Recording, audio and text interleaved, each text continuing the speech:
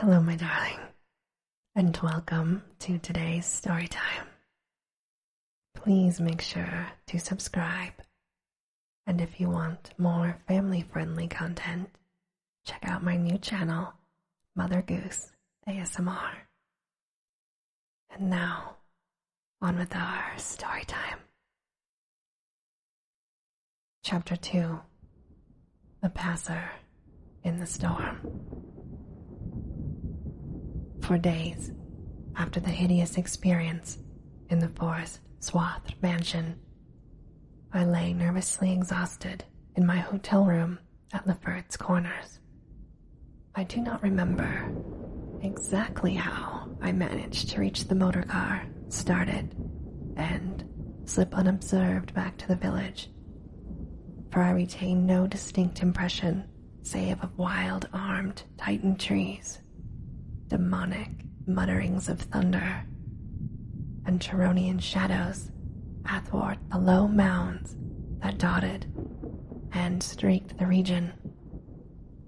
As I shivered and brooded on the casting of that brain-blasting shadow, I knew that I had at last pried out one of Earth's supreme horrors, one of those nameless blights of outer voids whose faint demon scratchings we sometimes hear on the farthest rim of space, yet from which our own finite vision has given us a merciful immunity.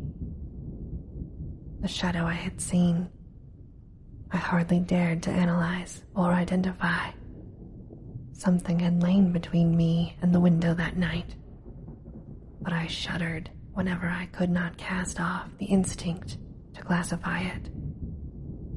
If it had only snarled, or bayed, or laughed titteringly, even that would have relieved the abysmal hideousness. But it was so silent. It had rested a heavy arm or foreleg on my chest. Obviously, it was organic, or had once been organic. Jan Martense, whose room I had invaded, was buried in the graveyard near the mansion. I must find Bennett and Toby if they lived. Why had it picked them and left me for last? Drowsiness is so stifling, and dreams are so horrible. In a short time, I realized that I must tell my story to someone or break down completely. I had already decided not to abandon the quest for the lurking fear, for in my rash ignorance, it seemed to me that uncertainty was worse than enlightenment, however terrible the latter might prove to be. Accordingly, I resolved in my mind the best course to pursue, whom to select for my confidences, and how to track down the thing which had obliterated 2 men and cast a nightmare shadow. My chief acquaintances at Lefferts Corners had been the affable reporters, of whom several still remained to collect final echoes of the tragedy. It was from these that I determined to choose a colleague, and the more I reflected, the more my presence inclined toward one Arthur Monroe, a dark, lean man of about 35, whose education, taste, intelligence, and temperament all seemed to mark him as one not bound to conventional ideas and experiences. On an afternoon in early September, Arthur Monroe listened to my story. I saw from the beginning that he was both interested and sympathetic, and when I had finished, he analyzed and discussed the thing with the greatest shrewdness and judgment. His advice, moreover, was eminently practical, for he recommended a postponement of operations at the Martense mansion until we might become fortified with more detailed historical and geographical data. On his initiative, we We combed the countryside for information regarding the terrible Martense family and discovered a man who possessed a marvelously illuminating ancestral diary. We also talked at length with such of the mountain mongrels as had not fled from the terror and confusion to remoter slopes, and arranged to proceed our culminating task, the exhausted and definitive examination of the mansion in light of its detailed history, with an equally exhaustive and definitive examination of spots associated with the various tragedies of squatter legend. The results of this examination were not at first very enlightening, though our tabulation of them seemed to reveal a fairly significant trend, namely, that the number of reported horrors was by far the greatest in areas either comparatively near the avoided house or connected with it by stretches of the morbidly overnourished forest. There were, it is true, exceptions. Indeed, the horror which had caught the world's ear had happened in a treeless space remote alike from the mansion and from any connecting woods. As to the nature and appearance of the lurking fear, nothing could be gained from the scared and witless shanty dwellers. In the same breath, they called it a snake and a giant, a thunder devil and a bat, a vulture and a walking tree. We did, however, deem ourselves justified in assuming that it was a living organism, highly susceptible to electrical storms, and although certain of the stories suggested wings, we believe that its aversion for open spaces made land locomotion a more probable theory. The only thing really incompatible with the latter view was the rapidity with which the creature must have traveled in order to perform all the deeds attributed to it. When we came to know the squatters better, we found them curiously likable in many ways. Simple animals they were, gently descending the evolutionary scale because of their unfortunate ancestry and stultifying isolation. They feared outsiders, but slowly grew accustomed to us, finally helping vastly when we beat down all the thickets and tore out all the partitions of the mansion in our search for the lurking fear. When we asked them to help us find Bennett and Toby, they were truly distressed, for they wanted to help us, yet knew that these victims had gone as wholly out of the world as their own missing people. That great numbers of them had actually been killed and removed, just as the wild animals had long been exterminated. We were, of course, thoroughly convinced, and we waited apprehensively for further tragedies to occur. By the middle of October, we were puzzled by our lack of progress.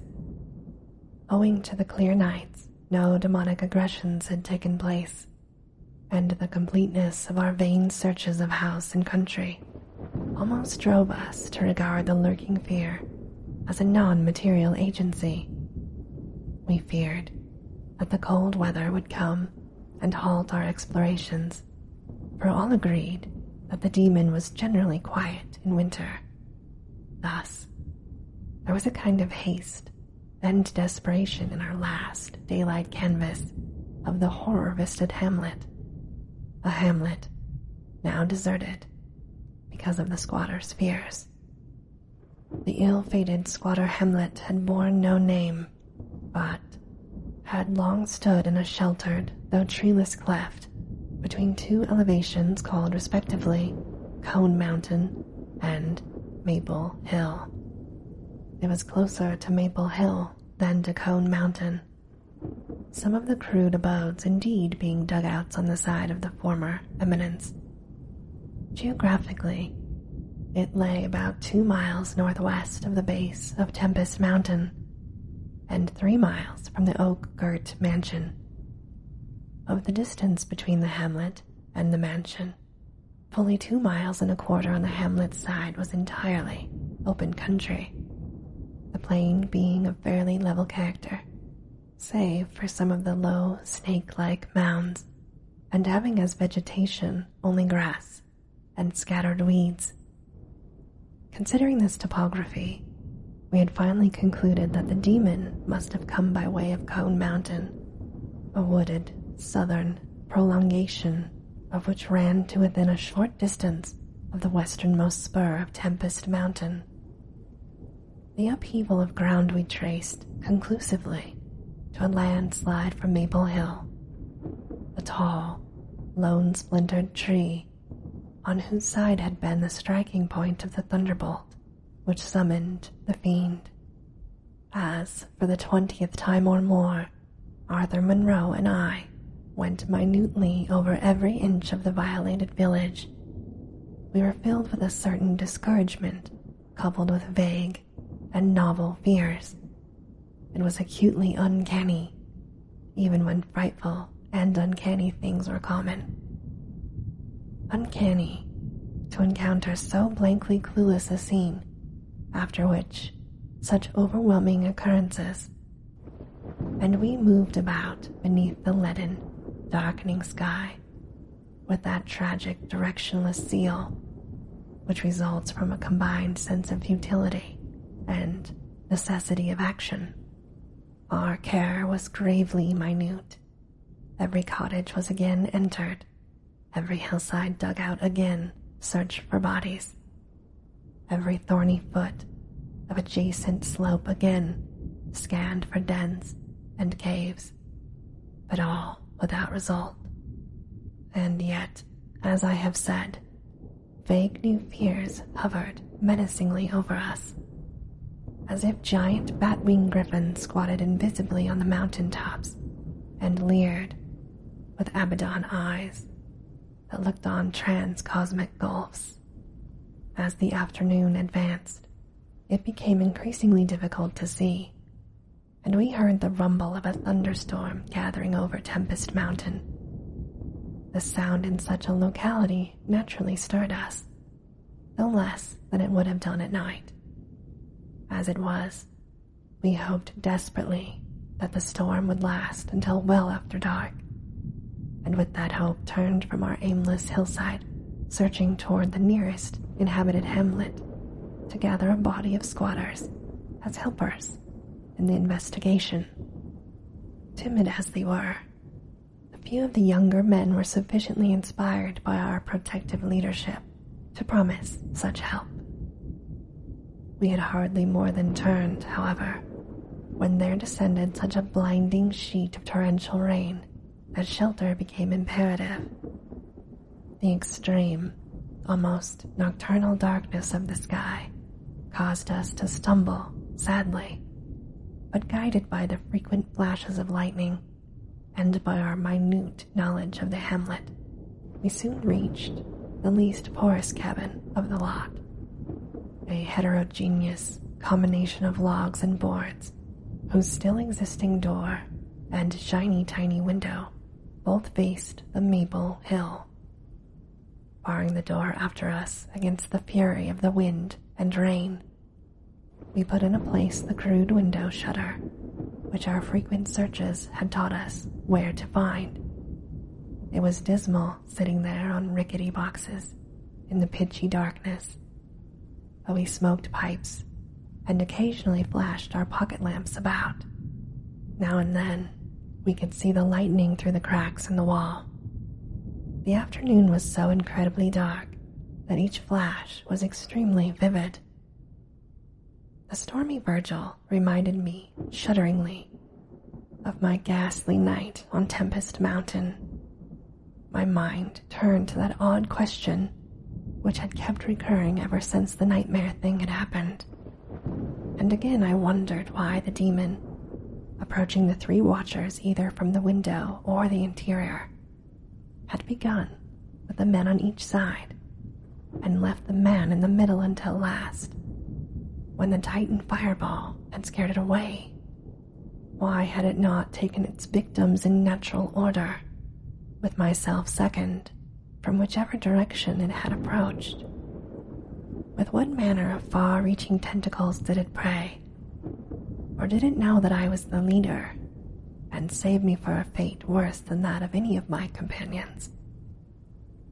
In the midst of these reflections, as if dramatically arranged to intensify them, there fell nearby a terrific bolt of lightning, followed by the sound of sliding earth.